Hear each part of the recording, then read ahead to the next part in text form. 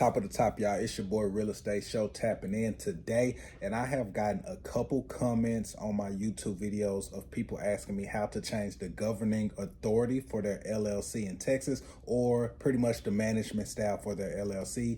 And you have the option of being member managed or manager managed. All right, so those are two different management styles, and the difference is pretty simple.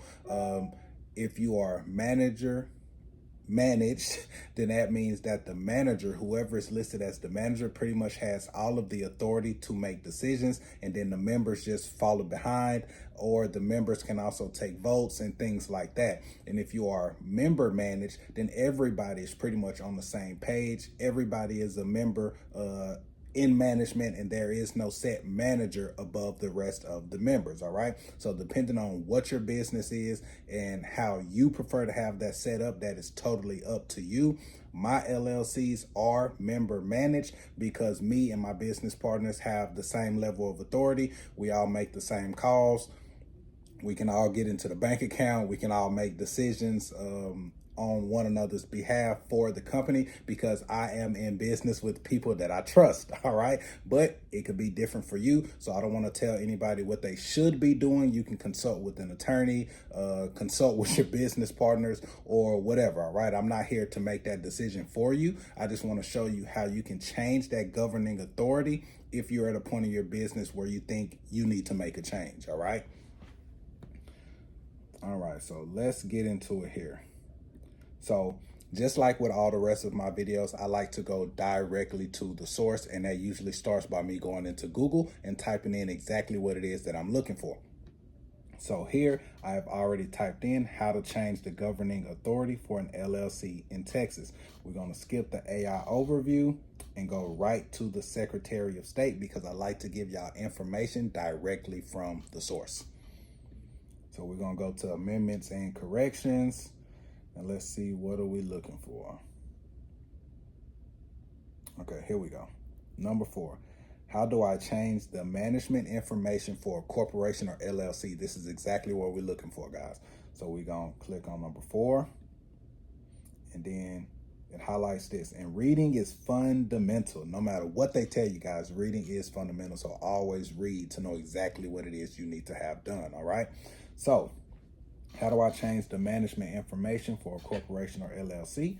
Corporations and LLCs change management by following the procedures for removal or resignation, which are generally found in an entity's governing documents, such as its bylaws, regulations, or company agreement. All right, so this matters most as far as your governing authority when you create an operations agreement. All right, if you have an LLC and you're doing business, you should have an operations agreement. All right, we had our operations agreement drafted up by an attorney based on the scope of our business, and you should do the exact same thing so it is fitting to exactly what you are doing. You don't want a cookie cutter operation agreement, because this will hold weight if you have to go to court or anything like that. All right, so it really is determined by your operations agreement, because this is going to list if the LLC is manager managed or member managed. And when you're, for me, I'm in real estate, so when I go to buy real estate, whether we're buying a property, we're getting a loan for a new property, fix and flip, new construction, whatever it is,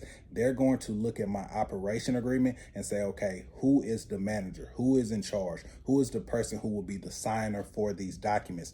And since mine is member managed and me and my partners all have the same interest in the LLC, then we all have to sign for properties. All right, but if it was a situation where it was manager managed and I was the manager and then they were just the members, I would have the signing authority. I could sign, get loans, and whatever else for the business without them. All right, so keep that in mind.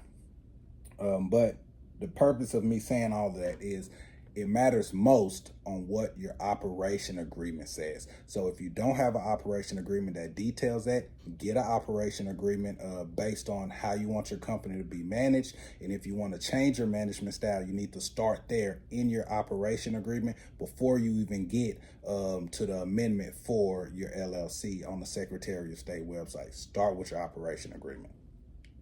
But let's keep reading. All right, So once a change in management has been made internally by the entity, the management records with the Secretary of State may be updated in two ways.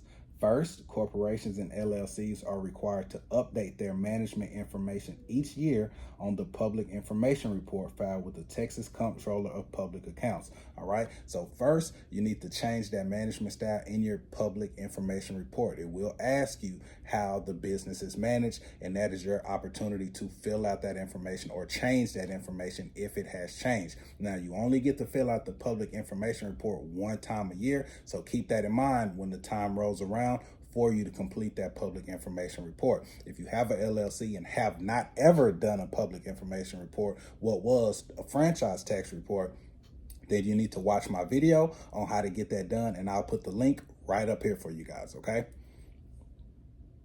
Now, let's see. This information is then sent to the Secretary of State, and the management records are updated accordingly.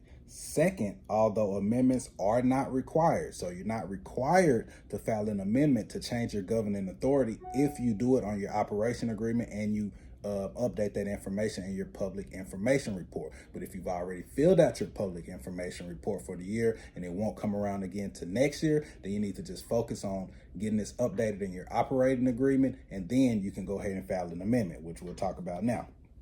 All right. So secondly, although amendments are not required, corporations may file an amendment with the Secretary of State to update the director information. LLCs may file an amendment to update management information. Both of these options will update the information in the records of the Secretary of State and Comptroller. All right. So if you want to file an amendment, then let's go back to Google and type in Texas LLC amendment. That is going to be form 424.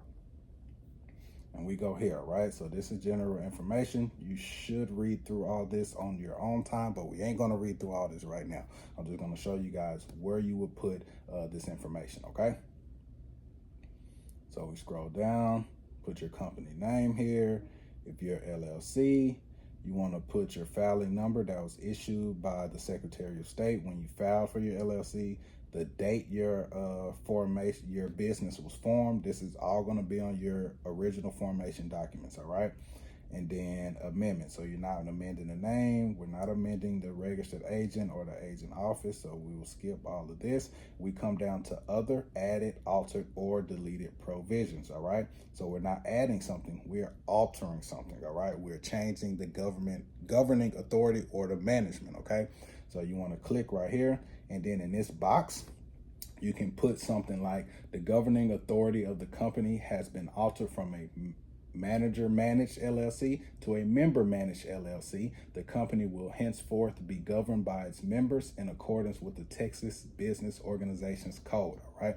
So I will put that paragraph in the description below so you can copy and paste that if this is exactly what you're looking to do, or you can kind of alter that based on exactly what it is that you're doing or the change that you are making. All right.